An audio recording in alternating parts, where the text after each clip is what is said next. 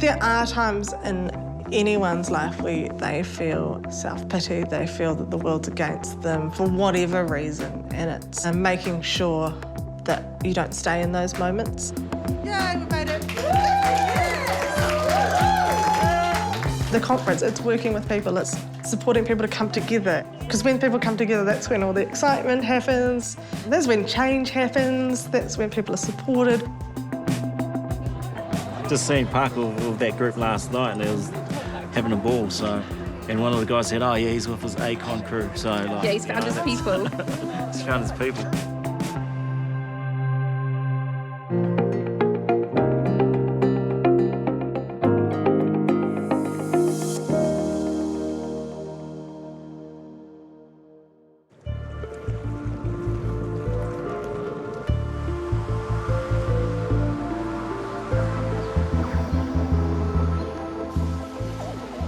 My name's Lauren. I am originally from Whangarei and slowly been moving down the island to Puneke, to Wellington. So I've been here a couple of years now, which is great. I am married to my husband, Mark. All my family is average height, and at the time, now they can pick it up a lot earlier, they have a lot more scans, all those sorts of things. But I came out with a large forehead, and they were like, oh, there's something a bit different. But my mum was like, if it doesn't impact on the health of my baby right now, like I just want to enjoy my newborn baby. So if it's nothing life-threatening, then we can deal with it a little bit later on. And so maybe within the first 6 months or so, I was officially diagnosed with achondroplasia. One thing I'm really grateful for my parents is that I always grew up knowing that I was different. But they're just like, you're Lauren, and you're a little person, and you've got achondroplasia, and this is how you spell it, and good luck. So I was never that great at spelling at school, but I could spell achondroplasia.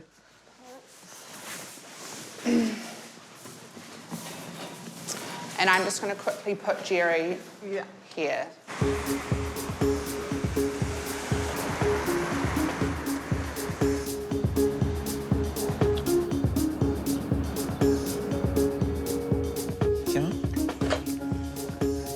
Going?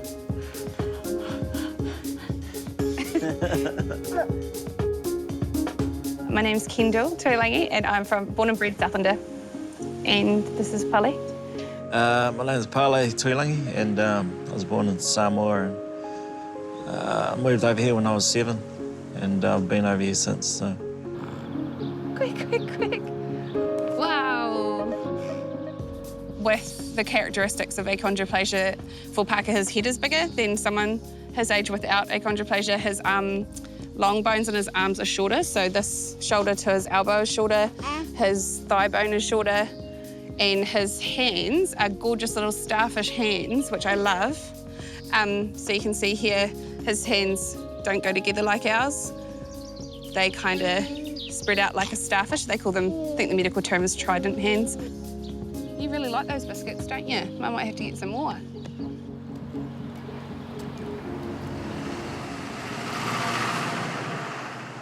I am currently a Senior Engagement Advisor at the Abuse and Care Royal Commission of Inquiry. I've always worked in roles where I feel that there is some reward to New Zealanders, and this totally aligned, the kaupapa of this totally aligned with where I want to work.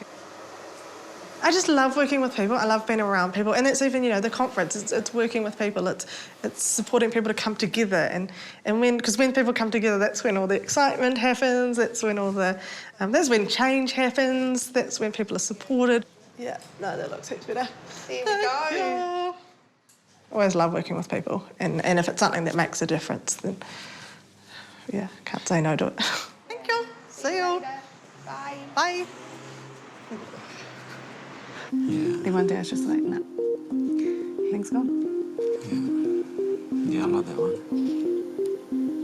everything, that 23-week one, everything was sweet.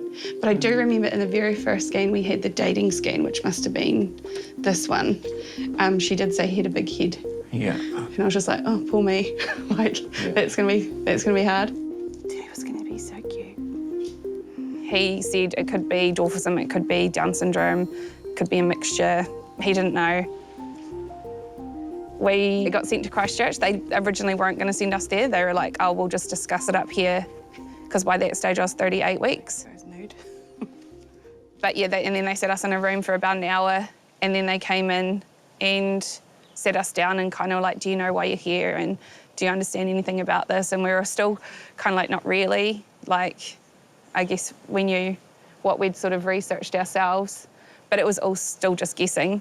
And then she said that it looks from the scans that it was a lethal skeletal dysplasia.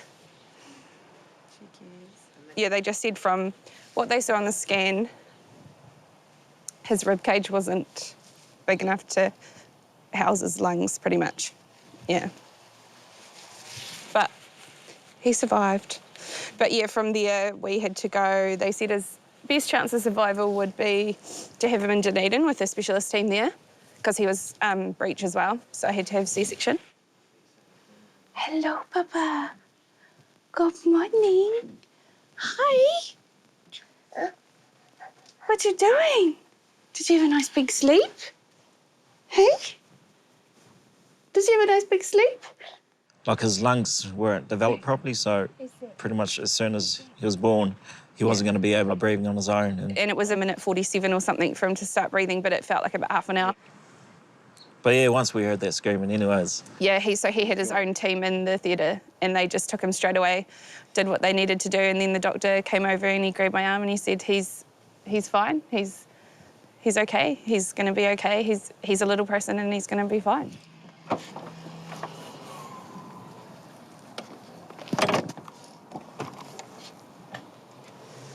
It was pretty tough.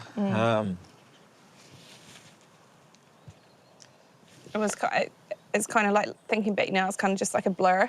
It was just, yeah, one foot in front of the other and just try and stay as positive as we could, eh?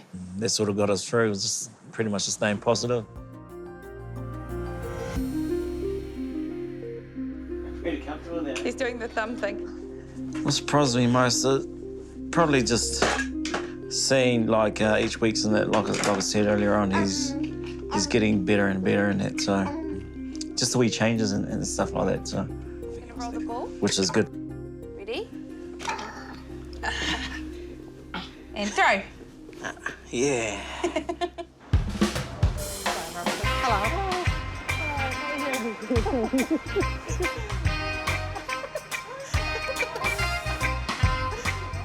So tomorrow we have the first day of the 50th annual Little People of New Zealand conference, which is really exciting. One thing that's on my mind, just all the last minute things, you know, lots of stuff that pops up that you think you've thought about and you're like, oh yeah, I've got that sorted, but then you don't, or people's plans change and all that when you're dealing with a large group of people. So just all those little things of, yeah, the final checklist, which is in my mind now.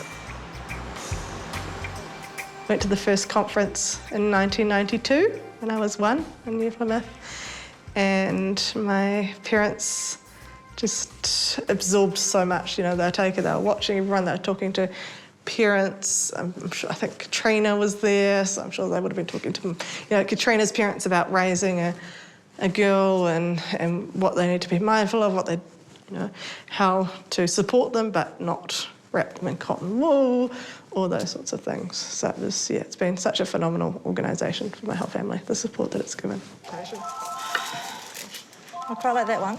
Yeah, that's nice. Has it got a bit of blue in it, eh? Well, it's kind of got a blue tinge, yeah. That's quite nice, yeah.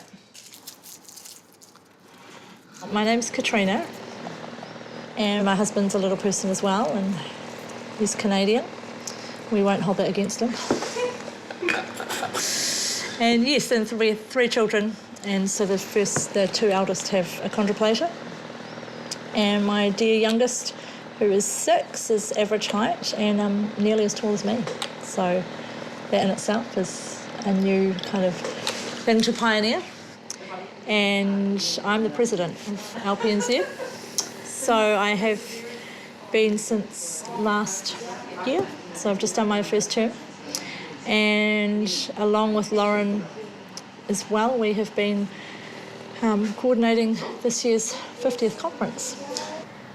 But I've been a part of LPNZ for 40 of the 50 years. Seeing people that I've known for 27 years, and it's also seeing people for the very first time that I've never met, so it's That's right. nice. Ciao. Very nice. Exciting. Does that match our rings? Match. Oh, similar rings. Similar rings. Sweet. Thank you. Bye. Thank you. Thanks so much.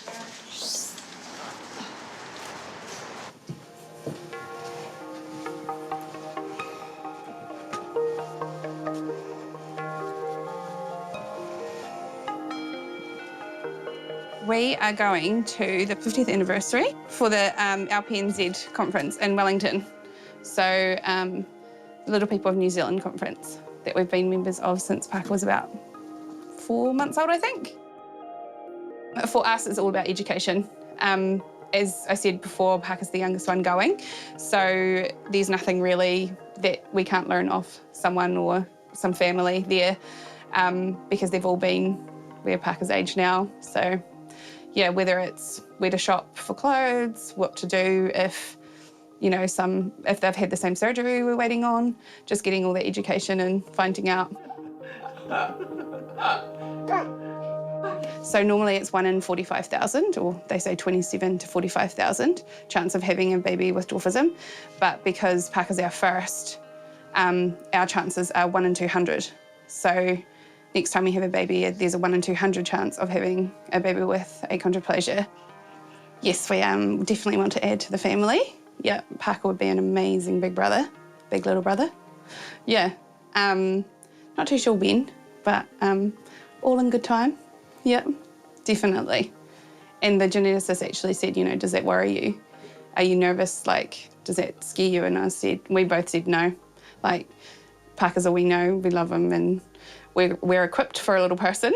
And he said, if you raise a kid to be kind, they'll get further in life than a kid that is tall. And I was like, I like you. You're my people. Yeah, he was cool.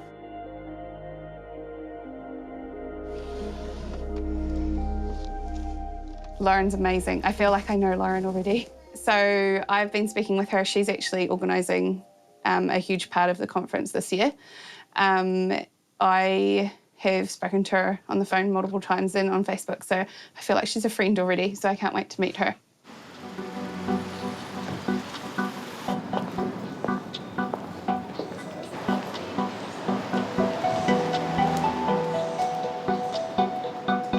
So we'll just dump everything down here. Is that all right with you?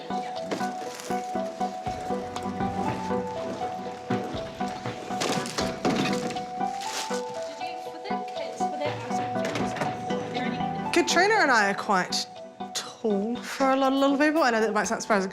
So often we've had to think a lot because short stature there's a lot of heights and a lot of different access needs. So making sure that we've got enough stuff. So we've got like a lifetime supply of stools around for bathrooms, for breakfast buffets, for speeches on Saturday night. The bar, that needs a stool. We need a bar, like, you can't access the bar. That's not a conference. That would be a disaster. That would be a massive disaster. We've all grown up in an average height society, so we're used to having to make compromises. We're used to having to drag stools with us places. We're used to having to ask people to get some stuff down, and that's why my husband's coming. Really, it's the only reason why he's coming, is to get everything down for everybody.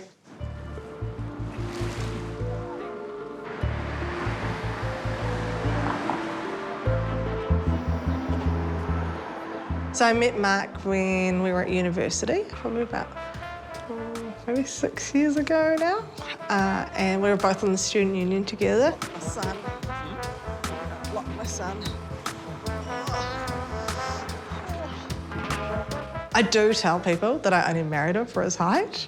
to make supermarket shopping a lot easier, which is great. If the people know us, they crack out laughing, they like laugh. But if you learn not to say it to a stranger in the supermarket because they just look at you like, what? But I mean, it's always been there. It's always been a difference, and I've never felt like it's been a big issue.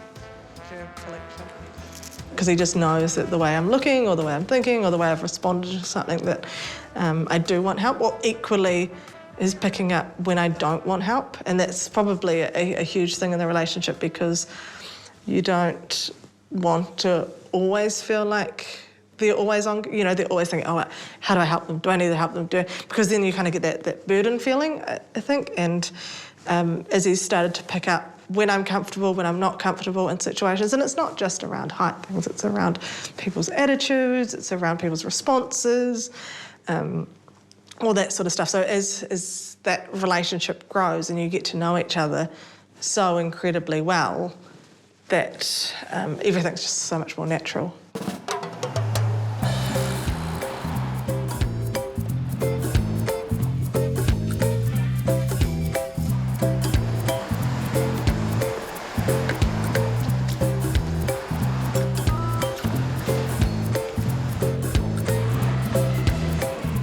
This will be my 4th conference, so got them pretty down pat by now, I think. But this is like my first full time, always on site.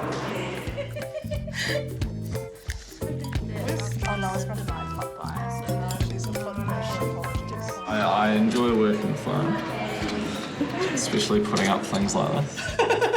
He's just saying it because he knows that he's got a lot more tasks coming to him. Yeah, she just tells me what to do, and I do it. I ask you nicely. Are we putting this all the way out? No, because we're going to clip the thing on it first. Let's see. Woo! Making good use of that stool there. Yeah. Where do you put your big... Yeah. Yeah, so conference is finally here. We've got our first guests starting to arrive, which is really exciting. And now we're just trying to dress up the room, trying to dress up the space a little bit to make it feel really kind of party atmosphere, because it's a party.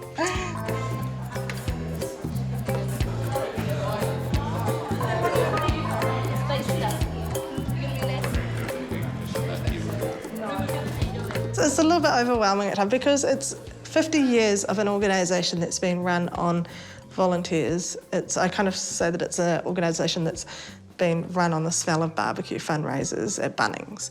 It's not a big organisation. It's not an organisation that has the capacity to be going out and getting grants and fundraising and all that, because we've got such a small membership. So I think the other day I counted, I think this is about my 24th or my 25th Little People's Conference. So it's pretty exciting. It's been all I've ever known.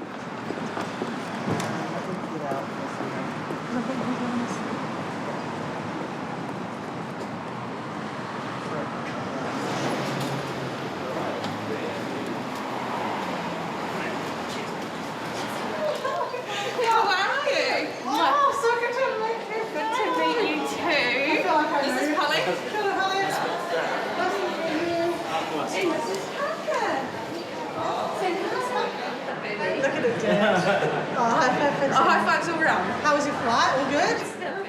Cool.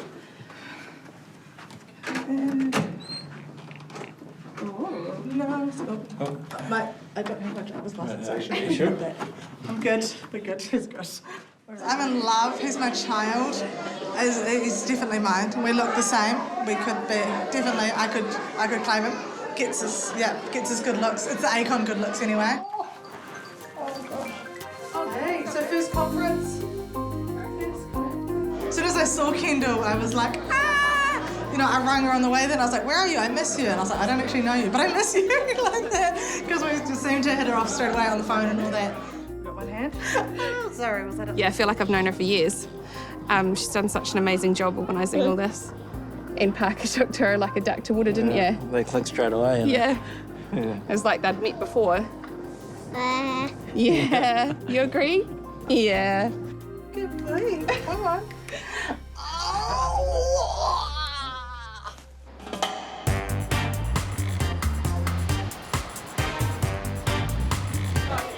To have these guys see each other once a year is just like the bee's knees. Come on in, find yourself a seat.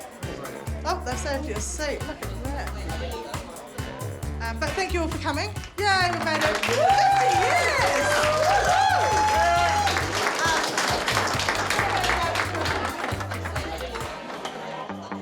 Wow, we've started. It's all go. We've had the launch. Everything's going so far, so good. There's been a lot of hard work, but we're so glad that you guys have all come and committed to being here, to be able to celebrate with us. You will hear more stories over the weekend about how this came about and how it all originated in Wellington, which is so exciting to be back in the capital to where it began 50 years ago. So that is absolutely awesome.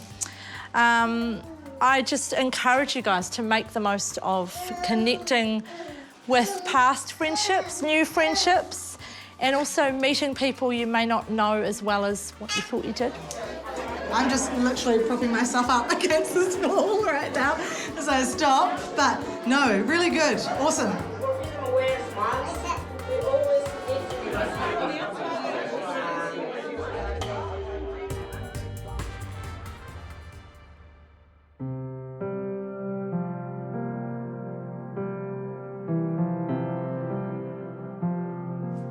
I think there are times in anyone's life where they feel self-pity, they feel that the world's against them for whatever reason, and it's making sure that you don't stay in those moments. It's so easy to get into them, but the longer that you're in them, the harder it is to get out.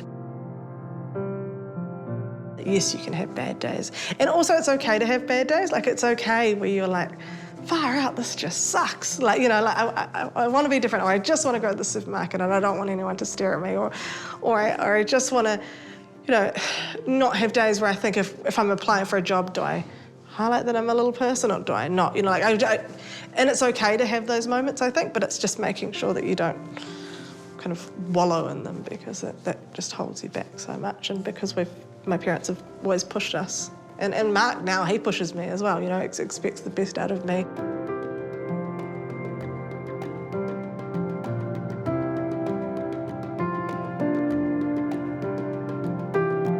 I've found that really helpful.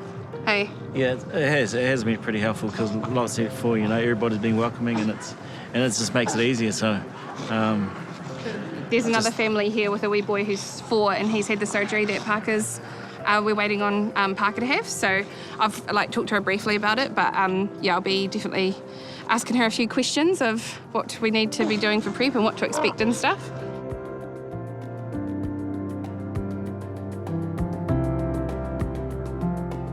And I think for me, it's just meeting other cool kids and that, and parents with ACON.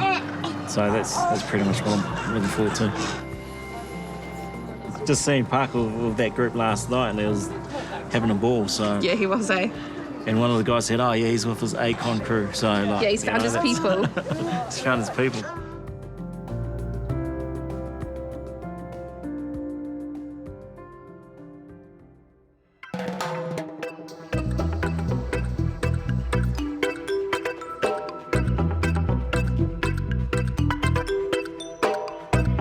Well, most conferences we have a disco that's themed.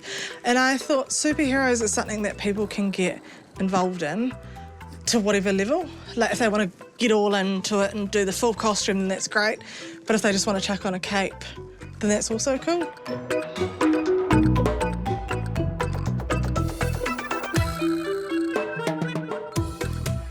No, I've always loved the dress-ups evenings, so it's always been fun. People are going to be like, oh, look at her costume, not like, oh, there's a little person dressed up in a costume. I'm going to take a photo or something like that.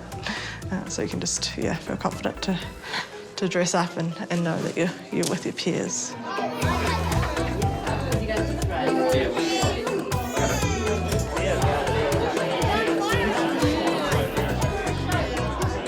Definitely, I'm so stoked that Judy can make it this year. She organised the first couple of conferences, 51 years ago when she was first looking at bringing everyone, or bringing little people together around New Zealand so that there could be an association.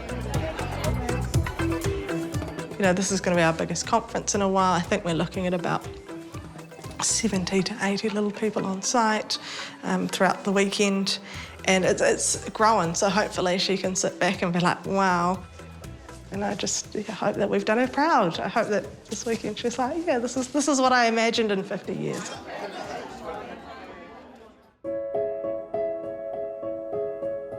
We had no money, we had no computers, we had no contacts other than telephone, and that all cost money to ring all around the world. Whereas now you just jump on the computer and you're like, Yeah, Little I People know. New Zealand or Dwarfism New Zealand, and out comes all the information. Well, that was it, you know. I mean, I was trying to work out why my son was different, and then all of a sudden it just clicked. You know, I'm looking at dwarfism. Where do I go for help? And you don't need Mother Duck anymore. Yes, we do. You truly don't blame us. No, it's been fun. So, yeah, oh, well. I always like the time, a chance to give back to the organisation in some way. And if it's And this is organising a certainly conference. how you're doing it. You really are. And you're just giving the parents the opportunity to see the children in different stages of growing up. Look, thank you so much. You're welcome. Take care. You too. I'll see you later on. Yep. We've come so far as a country, and I really hope that we just use this weekend to celebrate that, because it is tough, but far out we've come far, and we need to be proud of ourselves. As I said, we're a small organisation that is run on volunteer power, and we rely on everyone to make those changes. So yeah, so hopefully we reward ourselves and pat ourselves on the back of what we've come through and how far we've come, but also not lose track of where we've got to go and how we can do that. It's felt like we were coming home to family, and yeah, everyone's been super welcoming, and you can see that here. You can see why it's been going for 50 years, because it is so well run and everyone is so welcoming. And Parker will probably still be coming in another 50 years' time. Another 50 years. Maybe with his family. Yeah.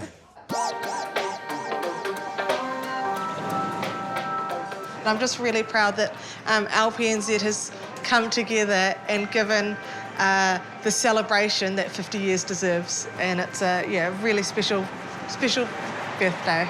So we've still got a few more checkouts and that to arrange and sort out and make sure that people are in the right taxis, on the plane and all that. So I better go and sort that out, and then I'll be seeing my pillow. So thank you so much for an awesome weekend, and here's to the next 50 years.